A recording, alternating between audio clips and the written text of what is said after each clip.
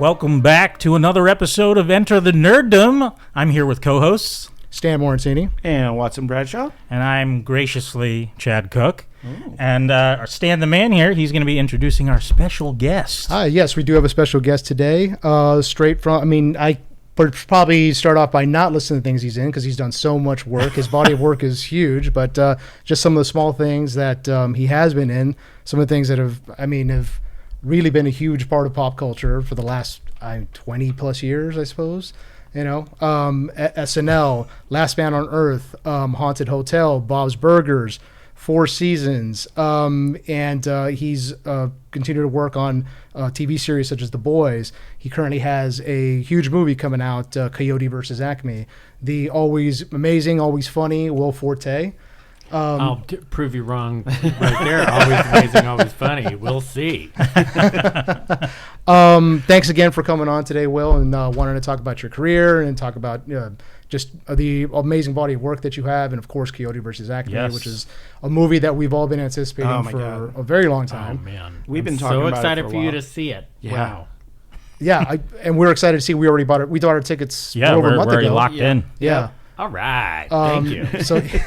So you've already got us hooked in. Definitely. Fantastic. Again, thanks for coming on. Yes. I guess we should just start off by asking you just a kind of a general question about your career. How did you get into comedy? How did you get into the entertainment industry? Is that something that you've always wanted to do, or is that?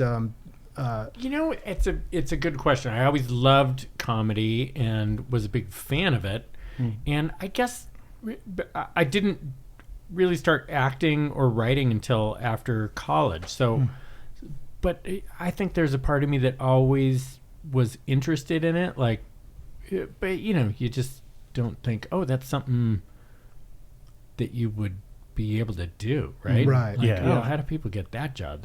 They must be really lucky. So at some point, I was working out of college at a brokerage firm, and I could just tell it wasn't for me. And then I started writing while I was there, just like journaling, really. And part of that was writing kind of funny stories about work-related things. And then I started trying to write a couple sketches. And then I started writing with a woman who I'd gone to college with. And we wrote a screenplay. And so I was really interested in the writing stuff. Then the guy who I worked for at the brokerage firm asked me if I wanted to, this is after a couple of years of working there. He said, would you like to be like my junior guy, and I'll put you through the Series 7 test, which is this test you got to take to start trading stocks and stuff. And I just knew that if I said yes to him, I knew that I would never leave that job, that I would feel beholden to him. And so I just thought, I'm going to go for it and try to do comedy. And then somewhere around then, I think it was actually before I left there, I heard about the Groundlings, which is this comedy theater on Melrose in Los Angeles. And so I started doing that. And then it became very obvious, like, oh, I need to stop doing this brokerage firm stuff and start doing comedy, because I just was loving it. It was so fun, and I had no idea if I'd be successful at it, but I just was so happy all the time when I was trying to do that stuff that I thought, oh, okay, this is the right thing for me, because I'm waking up feeling so alive every day. Nice. Was there a movie or TV show at the time that was inspiring comedy-wise to you, like that, or influenced you as you chased it? Well, I would say that the early stuff that made me fall in love with comedy would be, I always say Saturday Night Live and Letterman. Those are two huge ones. And then a bunch of movies, Stripes and Fletch and Caddyshack and Airplane, all this stuff. But in talking about the Coyote versus Acme movie, we've been doing a lot of press and getting these questions. I do realize, like, Looney Tunes stuff is it's like a very early part of the shaping of my comedic sensibilities. Right. So it's just, I was a huge TV head when I was growing up. My parents were, probably let me watch too much TV, and I all that stuff was floating around in there, and it just seemed so fun. So once I started going to the Groundlings and doing that, it really just felt right to me. Nice. And did you feel like sketch comedy was more of a fit? Did you try like stand up or anything like that, or? I did try a couple times stand up. I didn't take to it as naturally as sketch comedy, and I think part of it is like you're putting yourself so out there if you're doing stand up. Like if you're doing sketch comedy and you bomb, you can blame it on the character you're doing. Yeah. But if you're doing stand up, it just feels like people hate you if they don't like what you're doing. Yeah. So that was hard, and my stuff has always been a little more on the absurd side anyway. So it didn't translate to jokes, and I didn't go very far. So I definitely loved doing the improv side. Well, not even the improv. The improv I didn't love that much. It was doing written sketch, and at the Groundlings, you would do a lot of sketch shows with improvs laced in, and so I would kind of get by with my crappy improvising by excelling in the written sketch stuff. But at first it was definitely just like sketch was the thing that came the most naturally to me. Yeah. Oh, cool. Yeah. So how did you end up eventually transitioning to SNL? Was SNL something you always wanted to get onto, or is that? For sure, the number one goal. Well, I had two goals actually. I had two dreams. One was to write at Letterman. I mean, those were my two ultimate things: were Letterman and SNL. Yeah.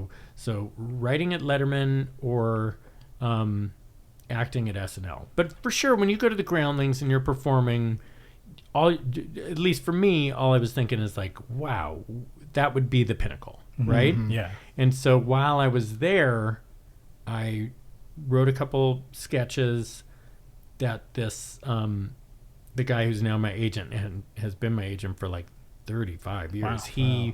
He liked them and got me a job on the Jenny McCarthy sketch show. This would have been like 1997, I think. Wow. And so it was on MTV, and that was my first job, and it was delightful. And then my second job, somehow he got me on the Letterman staff. Wow. And that would have been like 97 into 98. It was only like nine months long. I thought that I would really mesh well there, but I just wasn't as good at it as I thought I would be. Letterman is still just a king to me, but like being able to to get one of these things that's a dream to you, to be able to go there, what an honor. And I was able to check it off that dream list. For pitching ideas on Letterman, was it did you have to work up to? I mean, like, was it more internish? I think that's the word, to submit stuff, or did you have to work your way up to like full writer to A hierarchy? Yeah, hierarchy for the writing there staff. there's kind of a hierarchy there. There's a head writer, and there are a bunch of people who are heads of different departments, like somebody's in charge of CBS mailbag, and somebody's in charge of the top tens, and so I was just like bottom of the barrel, but everybody, it was a very Communal. fair system where you would write stuff and you would kind of turn it into a slot in a door, and that was tough for me because I would never know like how close something I wrote was to getting on. And I didn't have a lot of luck. I was good at stuff like the viewer mailbag, but the stuff that I wasn't good at, I worked too hard to try to get better at instead of just doing the stuff that I was good at. So if I feel like if I was there again, I would just do the stuff, make myself indispensable by doing the stuff that I was really good at. Gotcha. Instead of like trying to be good at everything. Right.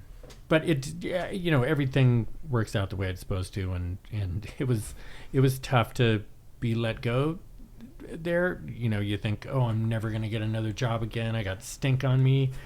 And happily, that was not the case. Yeah. Yeah. So when were you let go? Were you given a specific reason why, or was it just staff turnover? I mean, look, Yeah. well, I think when they let me go, I was, 50 parts embarrassed and 50 parts relieved. It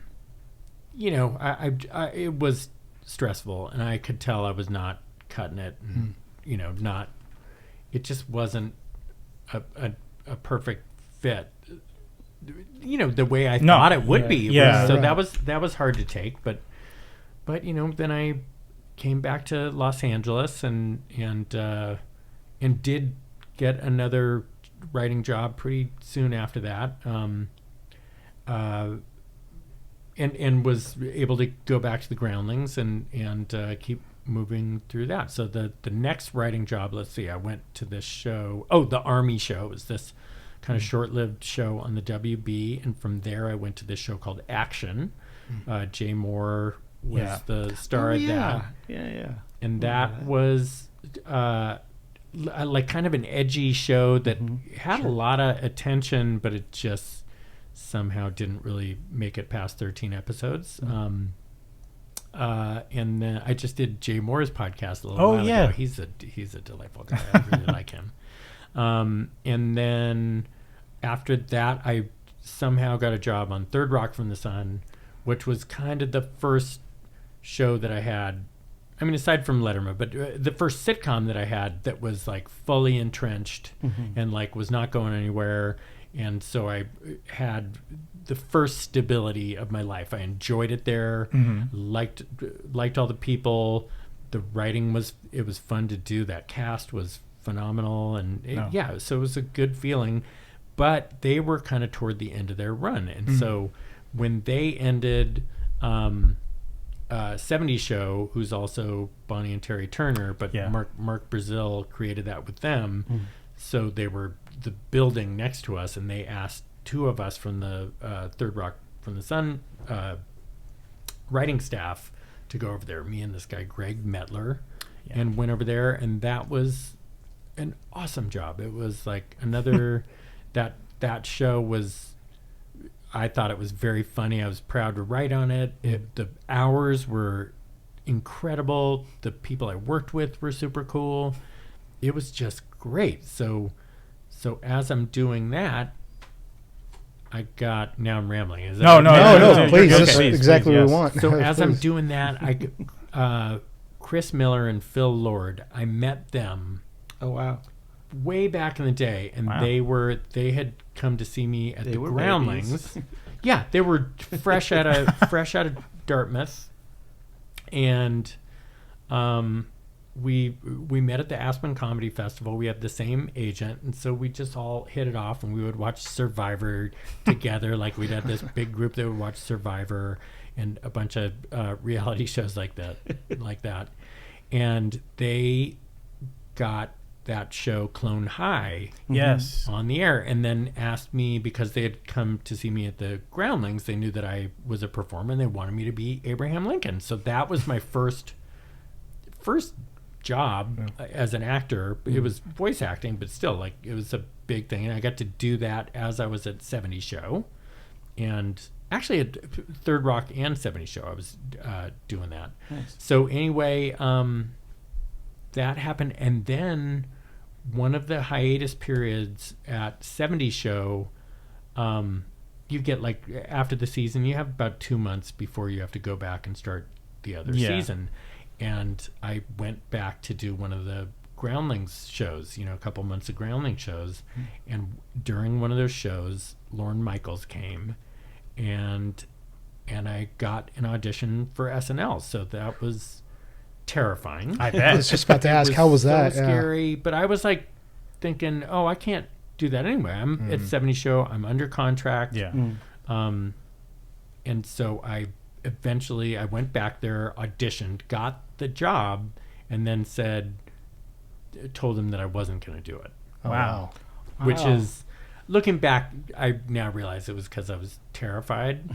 It was because, like, this the Letterman job, which was my other dream, like my co-dream with SNL. I had just done such a bad job that I didn't want to ruin this SNL dream, which makes no sense because like you're either gonna try and it's gonna not work out, or you're just never gonna get that opportunity. So I said no, and I spent that year at 70 Show, and then thank God they came back the next year, and my boss Mark Brazil at 70 Show pulled me aside and said, "Look, you got to do this. He said, you have a job here. If something doesn't work out, you can come back here at any time." Oh, that's great. And it was so cool. Yeah. And That's great. Very supportive. kind of Yeah. took every excuse I had away, and I just was like, okay, I guess I got to do it. And it was terrifying, but I did it. So when I think a lot of SNL alums have talked about that terrifying moment when they have to audition for the SNL thing. So Yeah. you have to fly back to New York, and from what I've heard, it's just it's Lorne Michaels plus other people, and a Yeah. lot of times they'll do a bit or do an impression or something, and then they won't laugh. They'll just take notes. Okay, thanks. We'll let you know. Was that your experience? A lot of people have said that was their experience. Yeah, Is that, I mean, it's so I had very little time to get together my audition. What you're told, like, okay, come in with 3 characters and 3 impersonations. Okay. And I was so nervous about that. I didn't want to go audition. That scared me. I wasn't used to auditioning. I just was really more of a writer than an actor, but I would do my own stuff on stage. So I was used to writing my own stuff. And so I just kept saying, I'm not going to be able to come audition. I'm under contract here. And he would not take no for an answer. Lauren. Wow. So finally, my girlfriend at the time said, you got to go do this. So I did, and I kind of scrambled together this audition on the plane. I had a lot of bits. I knew what I wanted to do, but a lot of them were characters that I did in scenes, so I had to figure out a way to do them as monologues, essentially. Yeah. And I'm not good at impersonations, so I did like 4 characters and 2 impersonations. So I was terrified. I went in there terrified, and you are up on that stage, and there are people down there. You kind of can't see them, but you kind of can at the same time. And there's this, at least back then, I think it's still there, this TV monitor right in front of you. So Really? there's the camera. You're on the monologue stage, and the camera's pointed right at you, and then you see yourself right Oh, wow. above that. And it's so distracting. Like, Yeah. No, that would be. yeah. I can't. So what did I do? I did Tim Calhoun, which is an old character that I used to do at SNL. That was when I came in with, and the Speed Reader, which I actually also did at SNL. And what else? Oh, this Goldman song, this dirty Goldman song. That was how I ended it. And then, God, I can't remember this prison guard. Okay. From this sketch called Attica.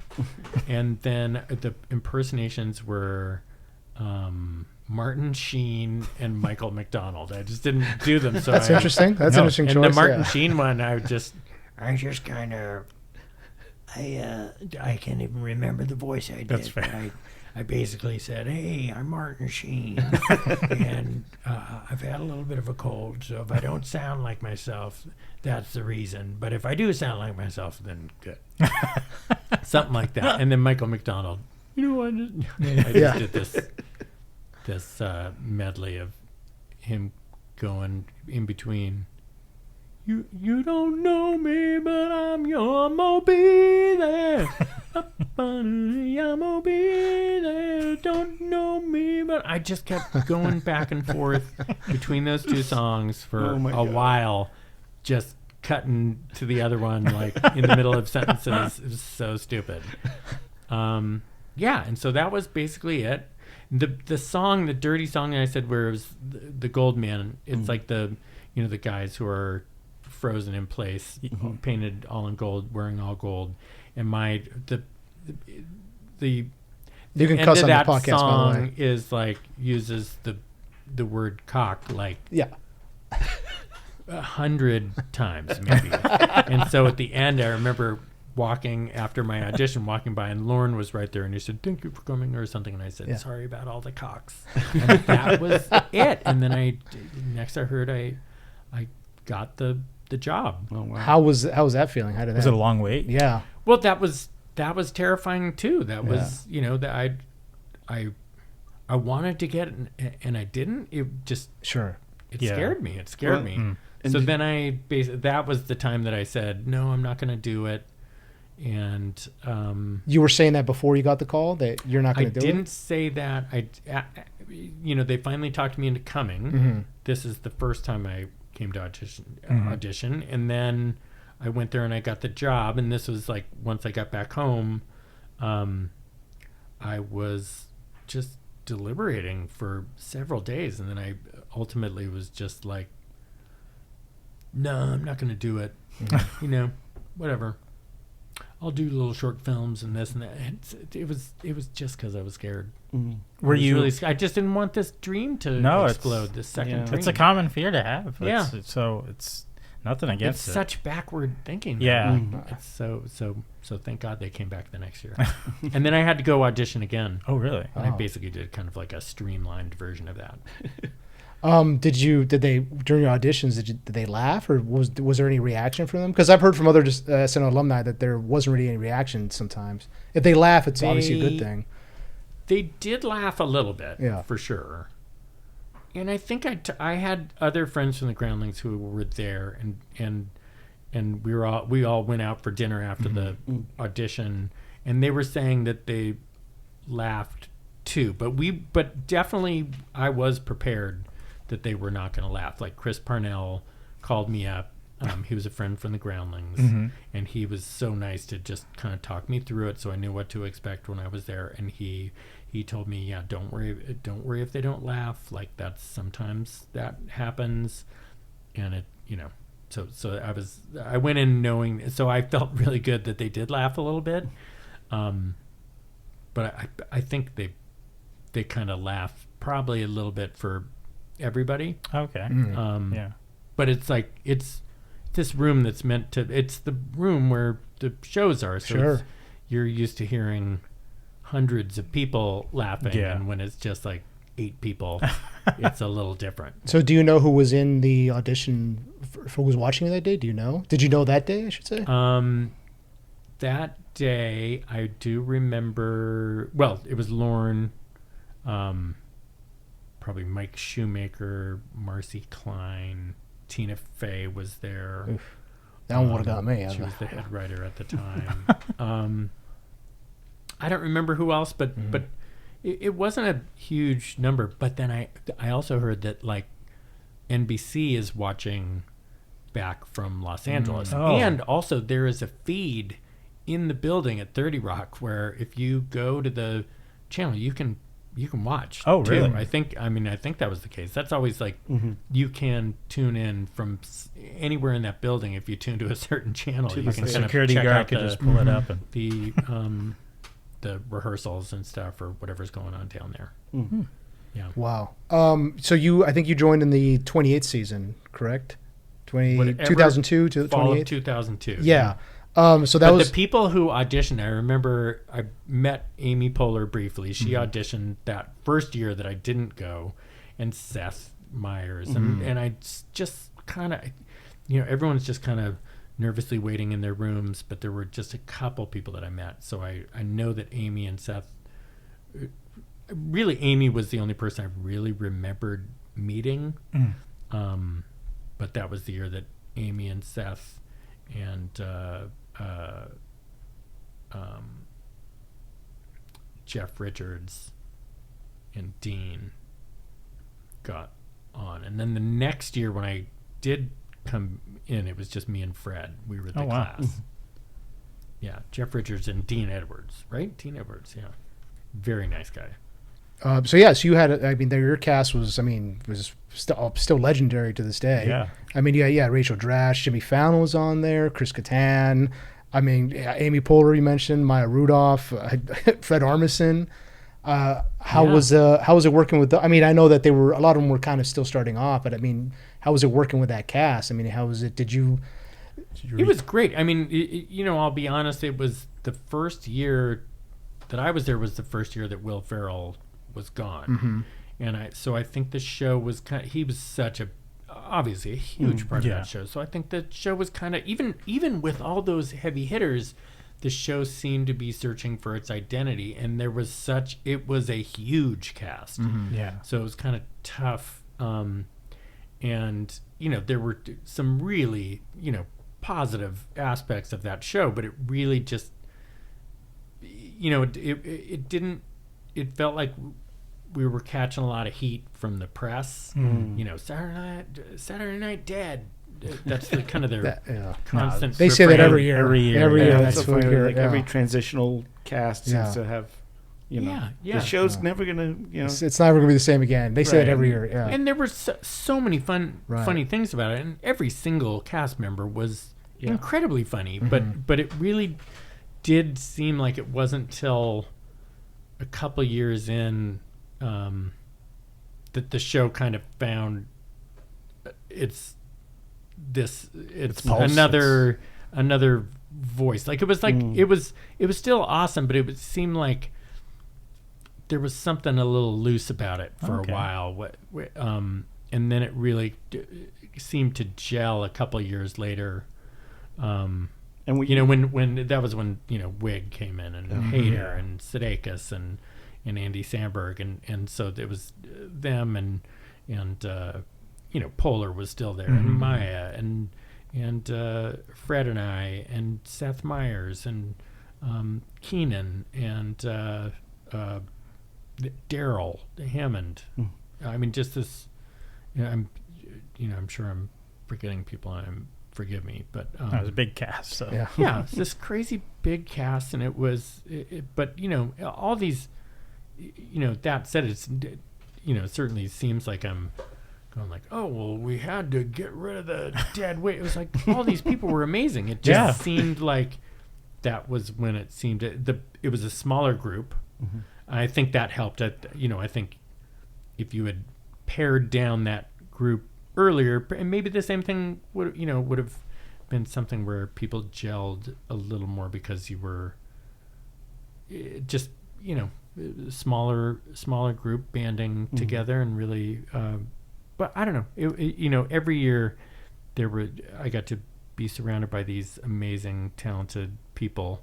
When you first got there and started, was it immediately any of your sketches like made it in immediately, or did it take some time to find the right thing to sell to Lorne and the rest of them? Well, or Tina, I guess. Yes, it takes a while. I remember I wasn't in a ton my first couple shows, and then the first time I really was excited I got Tim Calhoun on Weekend Update, and this was a Tim Calhoun that I had done at the Groundlings so many times. So it was A, I'm comfortable with the material, and B, it's a nervous character, so I could kind of hide my major nerves that I had.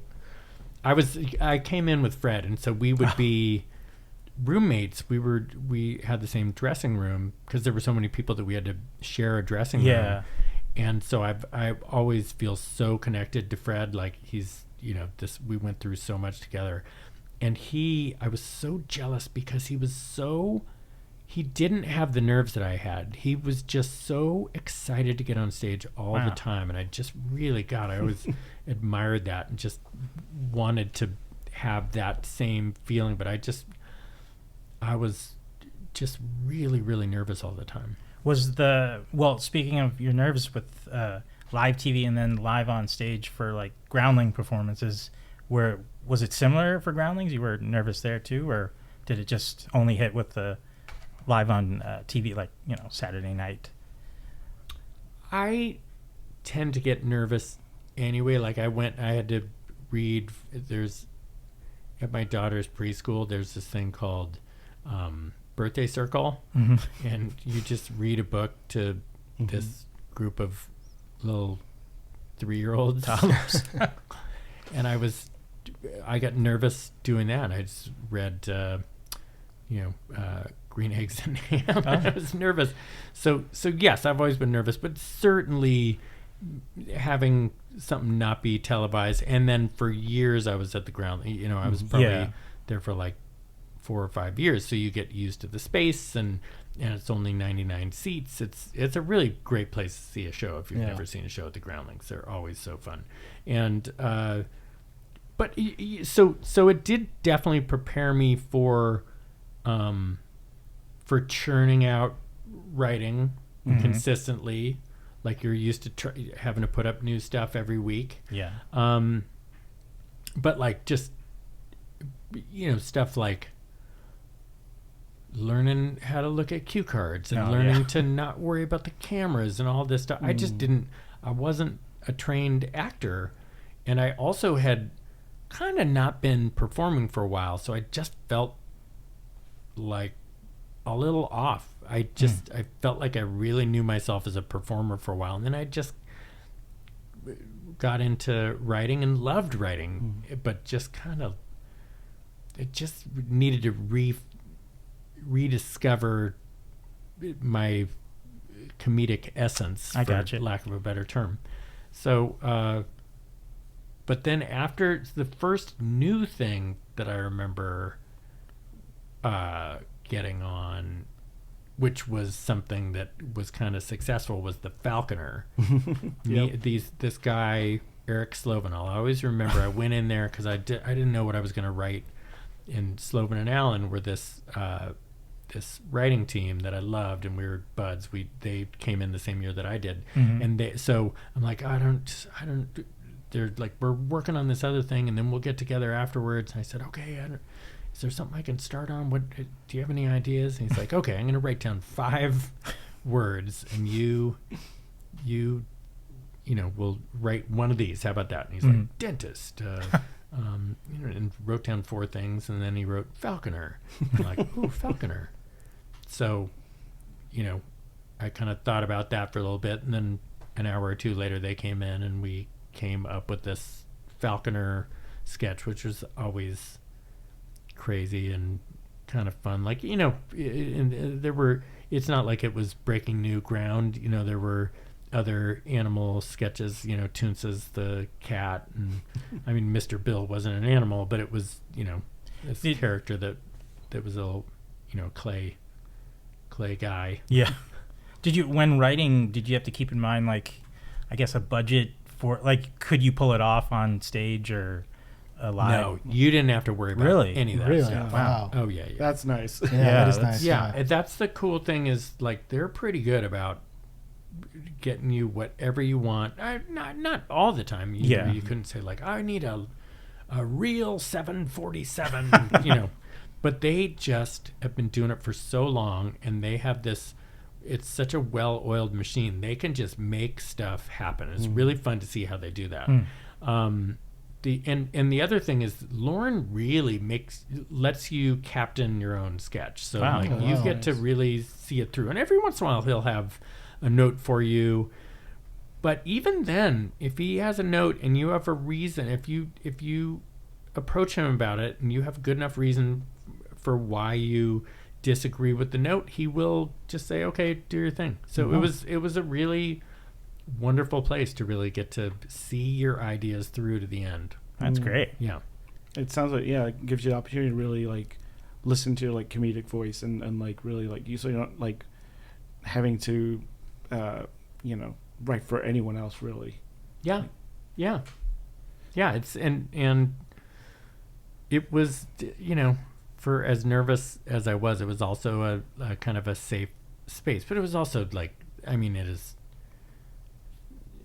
famously a nutty place that can toy with your emotions. You're getting very little sleep a lot of times, and so then you're, I don't know, sometimes a little paranoid. How am I doing? I'm not, Yeah. Nobody likes me. I mean, the stress of the week prepping up to that Saturday, is it like, do you have to fight exhaustion, like when you're like, oh, I'm on stage and I got to be, ready to go and you got to be so careful that during that week not to do anything. You're, at least for me, there was never a point where exhaustion ever affected a Saturday. Like you are.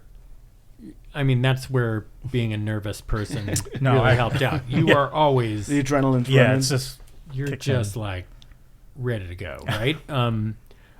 During the week, the first couple years was I was just stressed thinking about doing the show on Saturday. You know, from maybe Sunday night, I wasn't, but then you get in Monday and you're like, oh, I gotta do something. What am I gonna, you're like, what am I gonna do?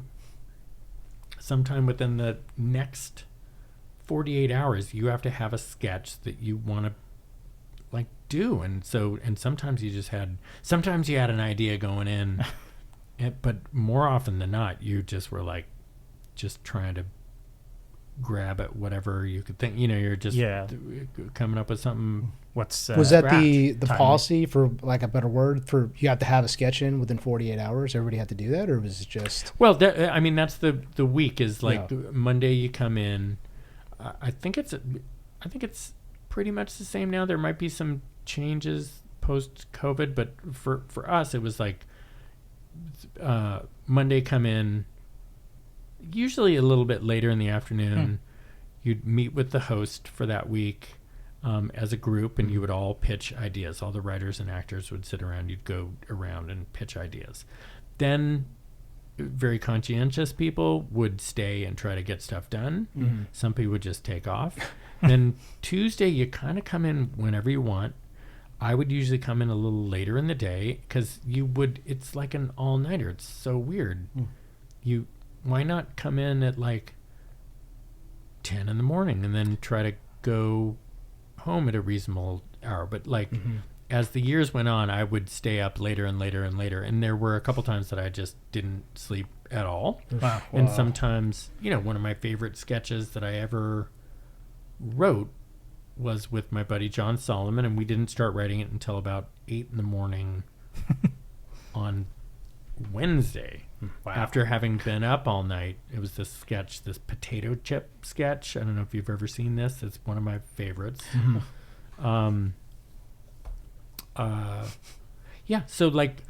So Tuesday night, some people would, have their act together and go back home relatively early. And I would usually stay up pretty late. And then Wednesday, sometime around, 2 or something, you would start the table read of all the sketches you had written Monday and Tuesday, and that was the pool of sketches to be decided on for that week. So it'd be there'd usually be 45 sketches, something like that you'd have to read through. Wow. and you would do it in 2 chunks. You'd have a little intermission, and then you'd probably be done at like 7 or 7:30, and then you'd wait for the picks to come out, usually around 9 or something. And then if your sketch got picked, you'd go in and talk to all the departments and tell like the hair department what you thought the person should look like, and makeup same, and then talk to the wardrobe department about stuff, and then talk to the set designers, like how did you see the set. So that's, and then Thursday you'd rehearse half of the sketches. Friday you'd do the other half.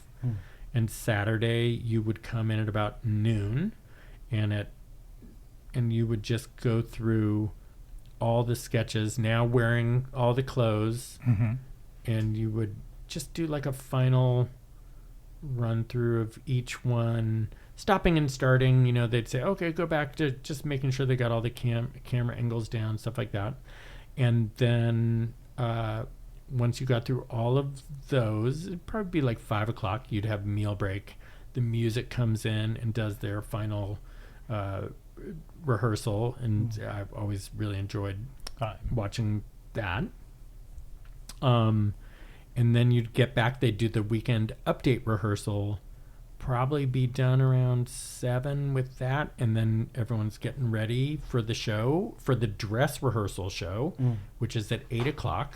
Would usually go till about 10, and then you go load, you wait for them to pick, they pare down the sketches there, usually get rid of, 3 or 4 sketches, and you load into Lauren's office, see what they've picked, and he goes through and you do little changes. So a lot of times there are real last minute changes that are just, it's you get used to it, but it's nuts. You're also like, so if you have an early sketch that's gone at like toward the top of the show, the dress rehearsal, he'll have already told the writer some notes. So you'll, they'll already have been working on changes. And like if, say I wrote a sketch on my own, there'll always be a writer assigned to it. So they'll have gone through and,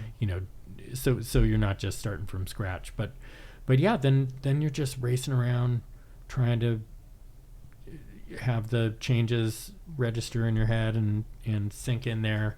But I have heard they used to talk about a sketch where like they had started the sketch and they had not completed all the cue cards. So they were like racing and just sending the cue cards out. Oh my God. So terrifying. So it's, it's a nail biter. Yeah. I still have stress dreams. I was just about to say, how nerve-wracking was that right before the camera, where they say recording?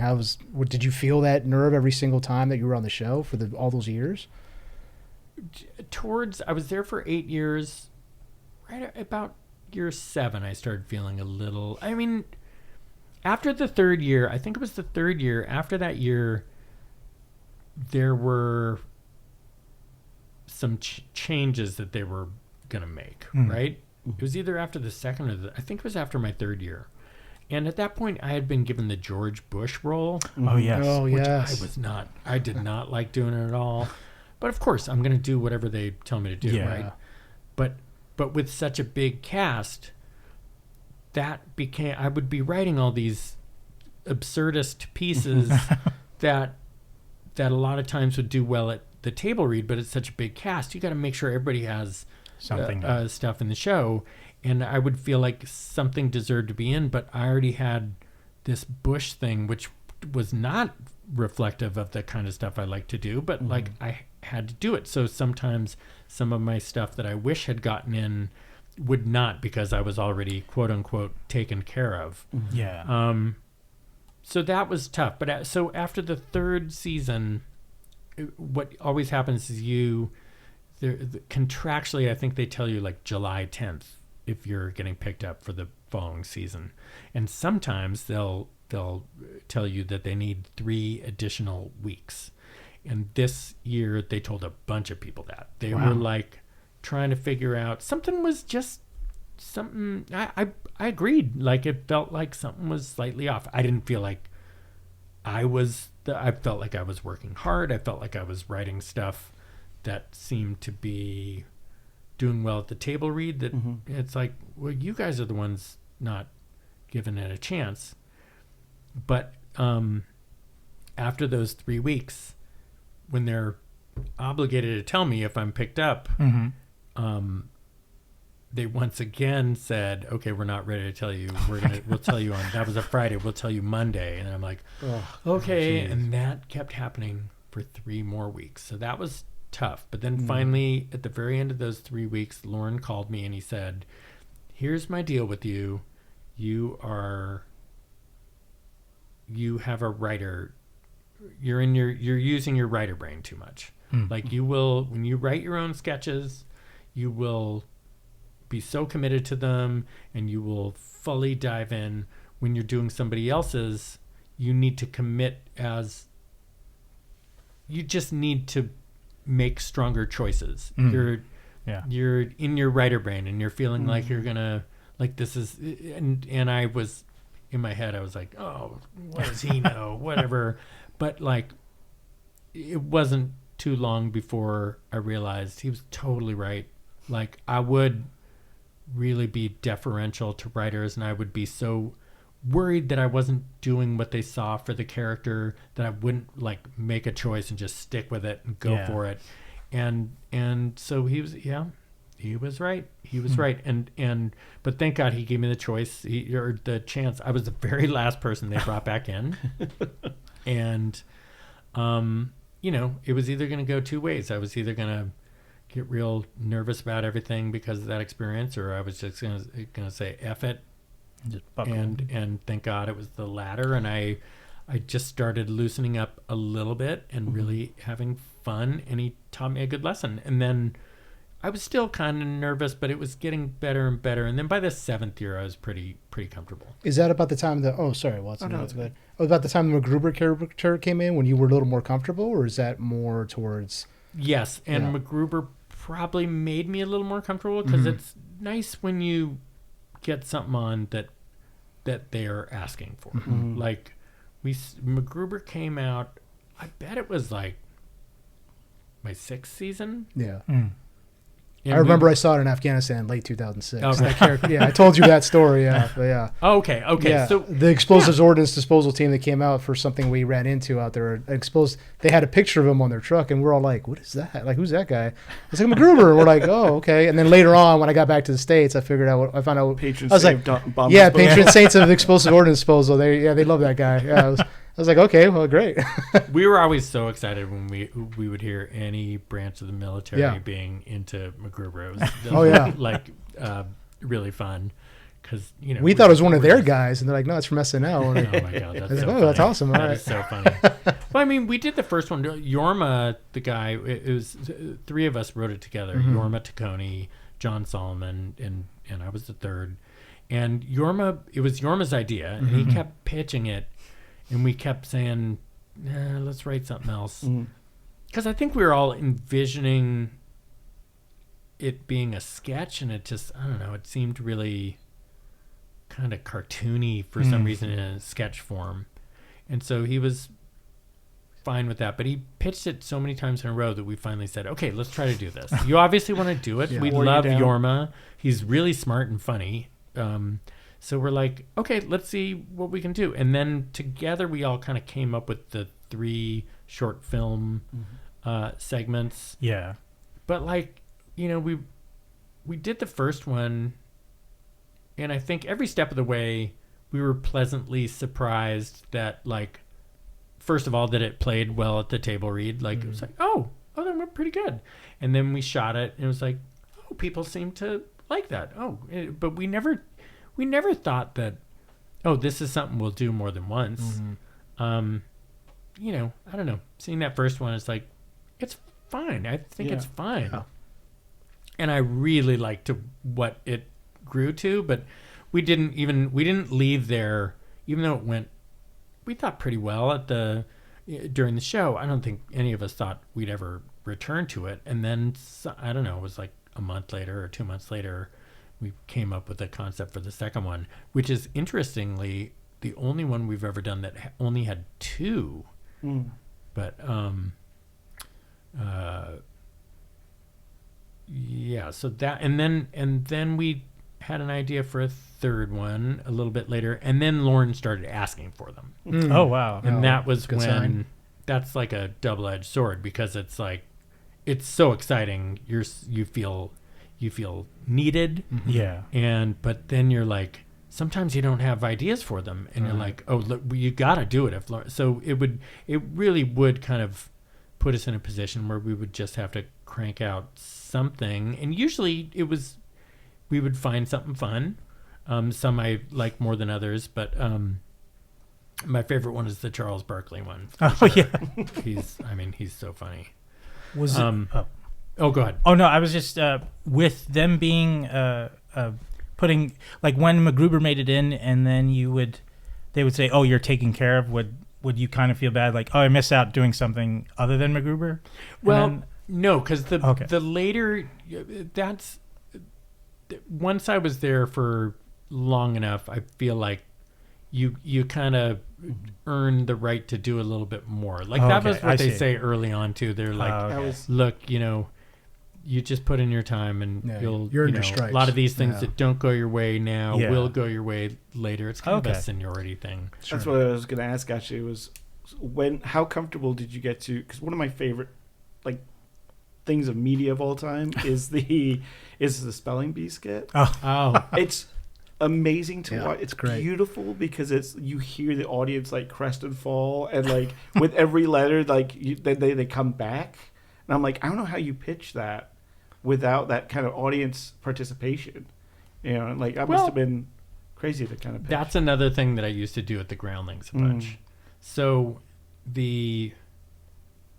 it's pretty rare that you put stuff up at a table read more than twice. Like if it doesn't get picked the first time and it has gone well at the table read, you can ask and say, hey, I want to put this up again, and they'll usually say, okay, you can put it up again. But it's very rare that people put up stuff a third time. I put that up 5 times. Wow. Well, I had done it at the Groundlings so many times. So good. It was like, it's certainly taking a chance because you just, it's not, there's some jokes in the beginning, but then it's just like, you're just doing, spelling that word for a long time. And if people aren't into it, I think that was the fear. So after I did it the second time at the table read and it didn't get picked, I did this charity shows for an autism benefit at the Beacon Theater, and Robert Smigel, who had put the show together, let me do that there, and I knew Lauren was going to be there, and it went very well there. room, So I thought, okay, Smart. I'm going to put this up again and put it up like within that week, and nope, Oh, really? didn't get Wow. picked again. Wow. It wasn't till Jack Black was the host and I had written this song for Tenacious D that was played at the very end. By the way, he's the best. Jack Black is so awesome and such he's just awesome. I have a feeling if we didn't, he's just a selfless dude, and so I bet he would have wanted me to do that even if they didn't have that thing at the end, but that was a fun way to end it. So we, anyway, we that was finally how that got on. Wow. Are hosts allowed to pitch ideas as well at the table reads? Oh or- yeah. Okay. Hosts can pitch stuff right Without saying names, were there some that was like, "No, we're not doing that. Come on." Yeah. Well, so what happens is you do the table read, and then the producers go back with Lauren. Lauren basically makes all the decisions, but the host is in there Yeah.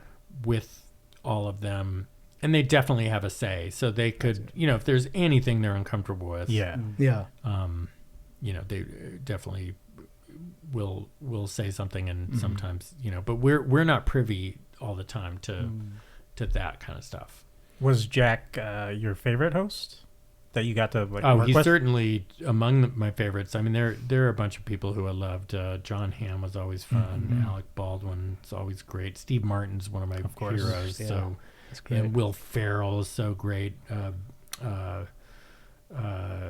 Man, Megan Fox just came to mind just because somebody had brought up this sketch earlier, and she was delightful.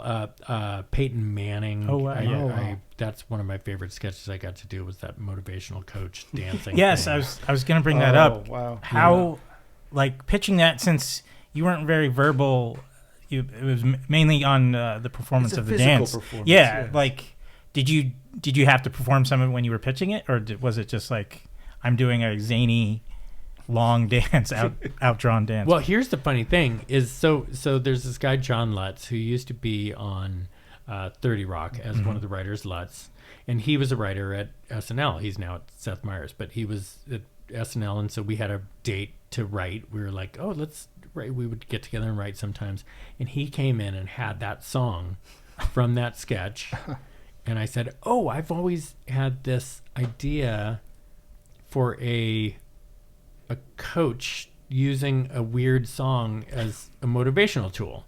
So we said, oh, okay, well, let's, we had fun writing up the stuff at the beginning, and then we were done, and it was just going to be me like sitting there listening to the song and making the players do that. And then Lutz, as we're going to turn the thing in to do it the next day, he said, you know what, maybe you should dance during the song. Maybe do a little dumb little dance. And I said, oh yeah, Okay.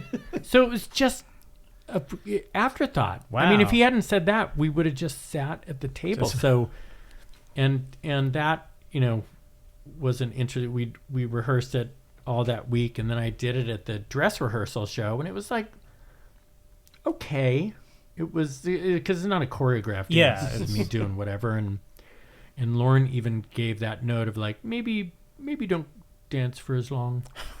and that made sense. I was like, because I wasn't even sure it was going to get into the show. Yeah. And then something happened. It rarely happens that your best version is in the live show, but it just clicked in, and I danced for way longer than I had danced in the earlier thing. But like, I wasn't in trouble or anything, because it was clearly, you could feel like, oh, this thing locked in at the perfect time, and it was just that's I definitely, a lot of times I cringe when I look back at some of the stuff that I did, and this is one that just, I love it. I think it's my favorite thing I ever got to do. So yeah. The did you like landing a sketch before Weekend Update or after Weekend Update? Was that ever a thing you preferred? Like you wanted earlier in the show, or I know you didn't really have control over placement, but like you had more time with a sketch before it gets cut off to, Well, the thing about, I mean, there is, to me, there are some people who have always said, like, given a little bit of flack to the, there's something called that 10-to-1 area, which to me, that's like a little badge of honor getting in there, because it's the, the more experimental ones. True. And I a lot of my stuff was there. The only reason I would say I'd rather have, well, I mean, yeah, sure. The further up your sketch is towards the front, the more people will see it. Because a lot of people, it gets late, and they, will doze off or whatever. And so that's one thing. The other thing is, when your stuff is at the end of the show, you sometimes they'll put too much stuff in there and work it out toward the end. So you might have a sketch you think you're going to do, and it gets cut at the last second. Yeah. So it makes it into the show, and then you don't have time for it. So that's just an extra level of stress. So, but like when you do get to do that, usually they will. Usually it's not the thing at the very end that they're going to cut. Usually it's the stuff right before. It seems like they kind of have the way they want to end the show. Not always. Yeah. But so I ended up having a lot of my stuff kind of at the end, which I didn't have a problem with, because it also felt a little less stressful. Yeah, I imagine so. Like freeing A of. little more, Were there A ever little any more changes that loosey-goosey. were made in your sketches that you didn't agree with? There were two things that jump out at me. I remember I had a big fight with Lauren. I had this sketch, which actually was written by this guy, Kevin Ruff, who I was at the Groundlings with. And we had done it a bunch of times at the Groundlings where he was grinding pepper. He's a person where he's a waiter, and I'm a diner, and he's asking me if I want some pepper, and I just make him keep grinding the pepper, and it just gets so over the top. Grind, keep grinding, grind. I remember. And so I asked Kevin if it would be okay if I did that sketch at SNL, and he said yes. So I put it on there, and they credit him and pay him and stuff like that. So that was great. But I always wore a mustache in that sketch. And Lauren, it was early enough in my time there that he's like, the people need to get to know you. That's a distraction. They need to look in your eyes. They don't want to look at and I was like, oh, that's bullshit. No, come on. So anyway, that was a big fight that I lost. Most of the time he doesn't care about this stuff, but he does. But yeah, so I lost that sketch. That was one that I disagreed with.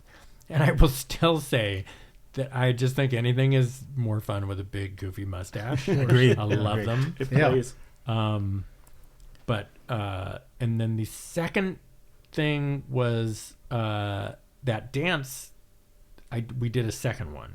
Okay. It was Michael Phelps was coming and hosting. And so we're like, oh, let's do another one. But John had found this other song, and I think it's called Fancy Pants. And equally as crazy of a song, but we wrote this sketch that was like, it was a military thing where the captain is giving, this real motivational speech to his troop, and then it turns into that dance. we felt like it was going to come out of nowhere, and you would never know that it's one of those dumb dances coming. And then Lauren wanted us to change it into a swimming coach, which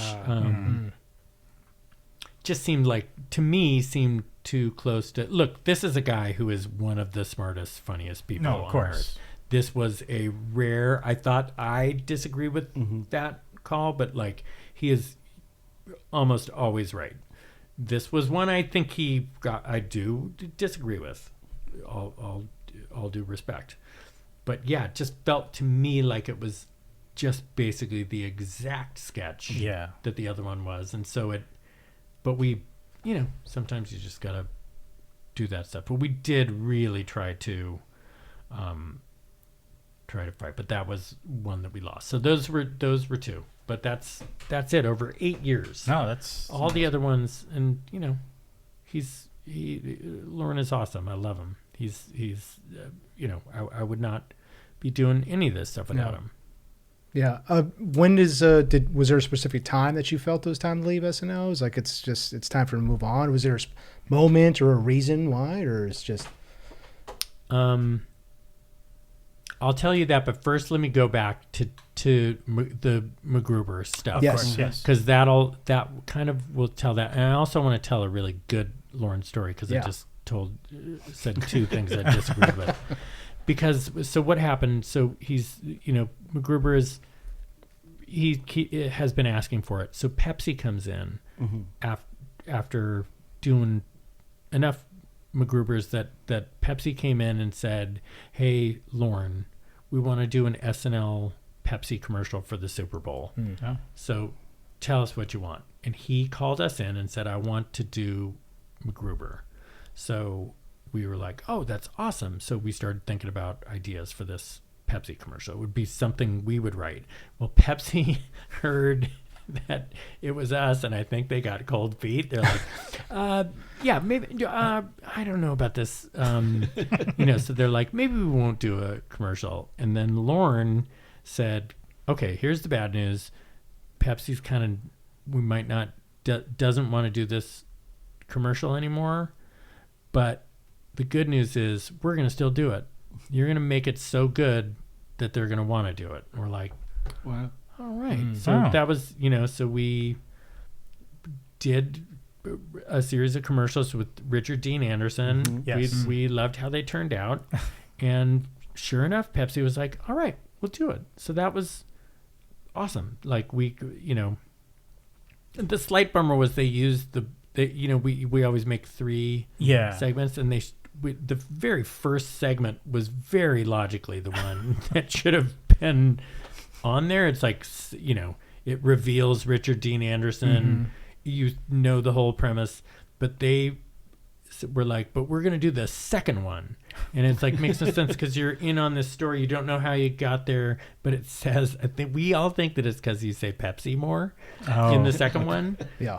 Anyway, what a big honor to be, to have a Super Bowl commercial. It was really fun to do that. And of course, Lauren, who has so much faith. Anyway, the same thing happened with the movie. Like right after the Super Bowl commercial, Lauren was like, we have some people who are interested in a MacGruber movie. And we're like, oh, great. And I forget the company. It was not the company that we ended up making it with. And so we started thinking about, he's like, how long would it take you to write a script? And we're like, we had to write it during the season. You're already going nuts during the season. So we're like, okay, we can just, gut it out and try to work as hard as we can. So we started working on it. He's like, okay, if these guys don't want to do this movie, but we're going to do it because I'm going to find somebody who will do it.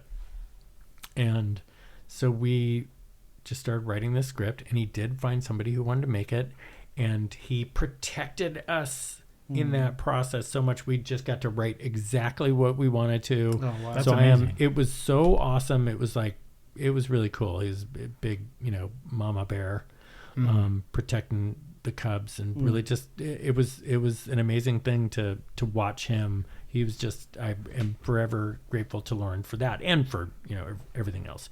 So anyway, back to when I was going to leave. Mm-hmm. So probably at the end of the 6th season, my agents and manager said, hey, you probably need to leave at some point, right? You've been there for a long time. And I'm like, oh no, this is great. Why would I go? This is what would I go do? Yeah. There certainly didn't seem like an appetite for Will Forte acting roles. Like, I don't even know if I would still say there's an appetite for that. I'm There definitely very is. lucky. Yes. And then that happened at the end of my 7th season too. And I was like, no way, I'm going back. And at the end of the 8th season, MacGruber came out a week after season 8, my 8th season, and just bombed miserably at the box office. Huh. And my agents called me up and they said, hey, look, we think you should leave. We think you should leave. And I'm like, well, I need a job more than ever because this movie and they're like, well, look, it's always going to be a crapshoot coming out of SNL. And we don't think staying there for one more year is going to vastly change your profile out there, outside of SNL. The best thing you could get out of SNL by staying another year is to have them do an SNL movie, and they're not going to do that after your movie just tanked. And I was like, God, they got a point. I'm going to have to leave at some point. I also was just about to turn 40. My sister had just had kids on the West Coast in San Francisco.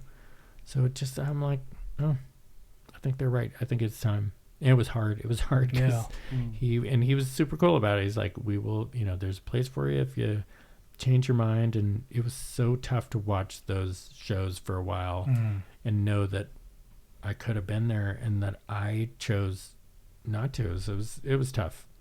But they were right. Like, and it was also scary because really it didn't. I'm proud of the stuff I did at SNL, but you just kind of know your place a little bit. And I felt like I was not somebody that I didn't leave there going like, well, I'm leaving because I obviously have this huge career ahead of me. I just thought, let's roll the dice, the plan was to like get little jobs in supporting roles in movies and see if I could work myself back up to a place where I could like lead another comedy movie. But it really was, I was trying to get used to the notion that this might have been the end of my acting career and I might just go back to writing, which I loved, but it was also really fun to act. So for like a year and a half, I just was kind of doing nothing from what I remember, if I remember the timeline correctly. And then got Adam Sandler and Andy Samberg asked me to be in That's My Boy. And that was a big deal. That support from those guys at that time meant so much to me.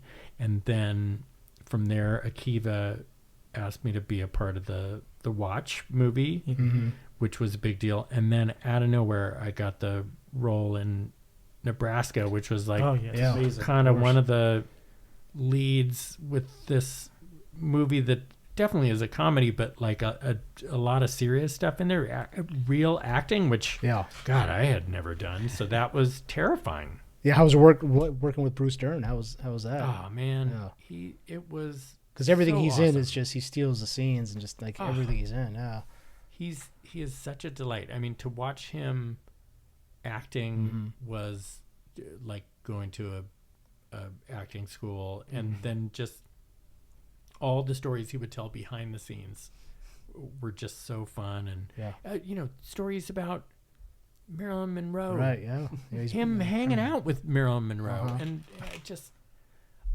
it was an experience I'll never forget. And to be a part of a movie like that, June Squibb is so wonderful, and got to work with Bob Odenkirk again. But Alexander Payne, I mean, this guy is just one of the greatest directors out there. So to get that experience, I mean, that was just like came out of nowhere, and I will always be so thankful. Yeah, was it a job that you pursued, or did they come to you for that role? Well, my agent said, hey, Alexander Payne is interested in you for this role, which in hindsight, I think she pulled a little, she kind of parent trapped me a little bit. Because basically, I think what she did was she called him and said, hey, can I submit a tape from Will Forte? And he's like, and he probably said, sure. Just because he looks at everybody's tape. Even if it's like a non-actor person just off the street, he uses people who have no acting experience all the time. Wow. So that was probably working in my favor, because I did not have really much actual acting experience. Anyway, I put myself on tape for this. And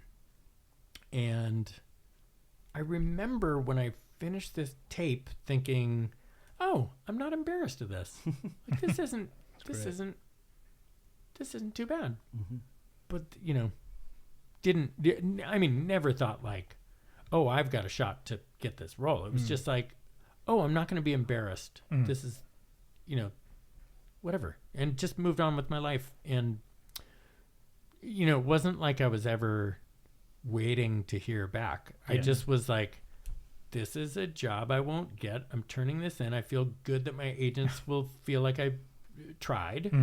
And then I just went on with my life. And it was like 6 months went by. Really? I hadn't heard, and it was just, I didn't even really remember that I mean, of course, you're not going to forget that you submitted a tape for Alexander Payne, but it was just something, my mind had moved off of it the second that I emailed it to my agent.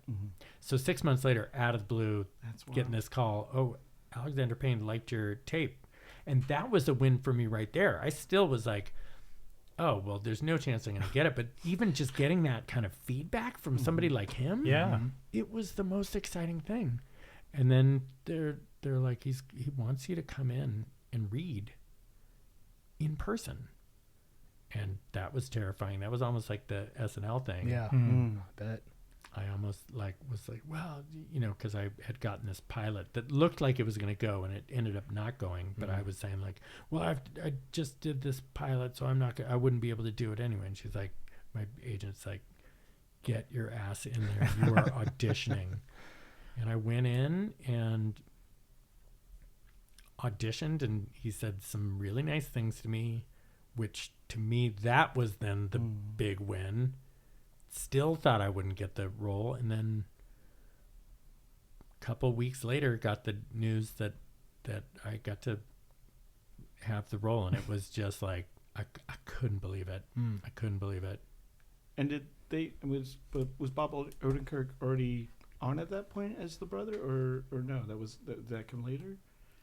I don't remember where I think he came after I got the role. Because I mean, the chemistry between you two is great in that movie. Yeah, that's right.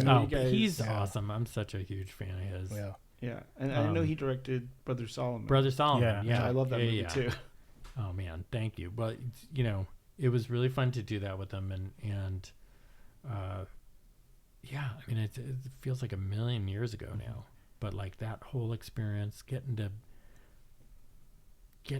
I watched that movie so many times because they would. I never knew what a these Oscar campaigns. This was a movie that had us all flying around all over to all these film festivals and doing so many Q&As and it was a job in itself, just promoting the thing, and just to get that, to do that ride. And I got to go to Cannes to the film festival, and I'll never forget that. remember telling myself, remember this, the view from the top of those red stairs, looking down at all the people taking your picture. I mean, I never thought I'd have that experience. And then getting to go to the Oscars. Yeah. Forget about it. I mean, it was so cool. You had never gone before that? No, Oh, God, wow. no. Probably will never go again. I mean, it's just, I really did feel like a fly on the wall, but what a chance. I approached everything as if it will likely be the only time I get to do each of those things. And, who knows, if I ever get to go back, it'll be gravy, but I'm thankful to get to, I'm lucky to get to do it even once. They say drama is harder than this comedy's harder than drama. Was that your experience, or? No. I mean, for me, comedy was what I knew. I'm not saying it's easy, but and I do stuff all the time that does not land. You gotta just be able to go for it. But it's what I know. It's what I came up doing. So like, it's much harder for me to actually like be super vulnerable and like show these emotions that are really close to what you might experience as as your own personal emotional state. So does that make sense what I'm saying? No, sure, absolutely. I mean? Absolutely, it's a weird thing to get used to, and I'm still getting used to it. I feel like I'm. Yeah, but just when you think you've learned and like, okay, I know how to do this now. It's every job is different, and you're a different character, and it's like, so it's always, everything's just slightly switched up. So I 100%, I am such a better actor than when I first started out doing this stuff. Do I have a million miles to go? Yes, there's always stuff I can work on, and I have my strengths and weaknesses, and but I'm proud of what I've gotten to do so far, but I'm far from perfect. I know Chad wanted. Sorry. You want to ask a question about the pitches that he designs? Well, I'll bring that up right after this. But like, over the years, just watching a lot of comedians, there are like, I find them to be so versatile, especially you, and like very adaptable because you have to play so many different characters. But I think, and to see them traverse into drama and the like so many comedians nowadays are doing as well with Bob Odenkirk and the like. But were after Nebraska, were you kind of like, maybe I should jump into other genres? Were you interested in any other genres? Like, or is there a bucket list of a genre you might want to try? I've never really approached it in that way. It was always just like, oh, let's see what happens and what things can, like after Nebraska, I definitely thought, oh wow, what a thrilling challenge. And obviously I would jump at the chance to be a part of another movie as special as Nebraska. And, if people thought of me for another role like that, I'd be thrilled to try to do it if I thought that I could, do a good job at it. And so, but I definitely wouldn't go like, okay, now I'm starting to go more in drama. I was just like, let's see what happens. And the next thing that happened was Chris Miller and Phil Lord got a deal with 20th for like, content. And we have the same agent. And so Matt reached out and said, hey, Chris and Phil want to know if you want to try to write a show with them and, create a show under that deal. And I was like, love those guys, obviously. Let's try to do it. And it was just going to be writing the show. Yeah. So we, spent a long time trying to figure out what the heck we were doing, and eventually stumbled on that concept. And that was, it was fun to have done it right after Nebraska, because then I felt like there was another, also right before I made Nebraska. Actually, I never mentioned this because it's easier to shortcut the story, but like there was a full-on drama that I did in Ireland called Run and Jump. And that was really, this woman, Steph Green, really helped teach me how to act in this. I'm across the ocean, and it felt like such a safe space to do that. And so by the time I got to Alexander, I was still nervous because Steph, this was her first feature, so I felt like we were both in this, early Learning stage. together, kind of. I mean, she was a fantastic director, so that prepared me for Nebraska. But then now I've done these two things where I'm kind of used to being vulnerable, and I felt like, there's this new little quiver I got in there. So when we did Last Man on Earth, we weren't afraid to go to these places where you would, some stuff was a little more dramatic, and it felt like, I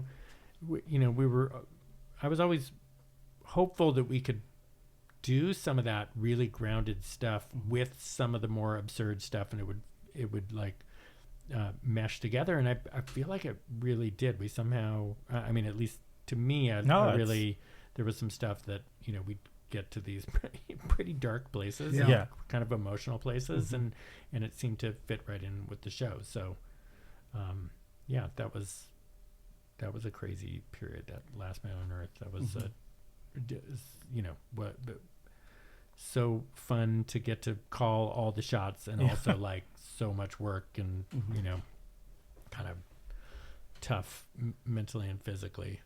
Yeah, and what Stan was trying to mention before is I'm a big Tim and Eric fan, so like I loved all of your characters on there, especially Will, and like I think it was what was it? I wrote now. Will Grello. Yes, Will Grello. And I don't know, I'm always amazed at your ability to go from like 0 to 100 with the anger that you have to portray on screen. It's like, did you come up with that yourself, or was that pitched by like Tim or Eric, or like how did that, or how the role come up? They would send you stuff a lot of times. Well, Lazy Horse Mattress was the first thing I did with them, and that was the most scripted out, I think, of any of those things. And so, and still, like, you'd go through the scripted stuff, and then they would just like throw stuff out at you, and then you'd be improvising a little, and then they'd see something that you'd improvise, and they'd say, "Oh, now do that. In addition to that, do this." And it was so fun. It was almost like going to therapy, because you would just be doing all these different crazy things, and then from there on out, sometimes it was just more a couple loose beats that you would get to, from what I remember, and they were so good about guiding you along. And so some of the stuff was stuff that I just came up with on the spot, and some stuff would be stuff they'd say, "Oh, now say this, now just do another run in it, say this, and this, and make sure you go to this." And so it was always so fun with those guys. They are as nuts as they are though on screen. They're such normal people in real life. There's just these pleasant, nice guys who you would, if you bumped into them on the street, you would never know the dark demons that are in there. Would you try to make them laugh as they're asking you to say random things or add things, and would you go out of your way, or would you just like kind of do what you feel? I would never. I don't think you'd like. You're hoping they like it. No, you're of hoping course, they think it's funny. But like a lot of that stuff is like you're just focusing on what they ask you to do, and you're doing it.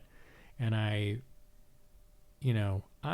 like, for me, I don't laugh at a lot of stuff. I'm just not a laugher, really. So I can really love stuff, and you might think that I didn't like it. No, So, yeah. and I don't remember if I don't know if those guys are, I think I don't remember them being big laughers either. Maybe they are. Maybe I can't remember being in that, but I certainly wasn't like. I think you can kind of, especially like with them, I feel like I understand their sensibility to a degree that I know what they're shooting for.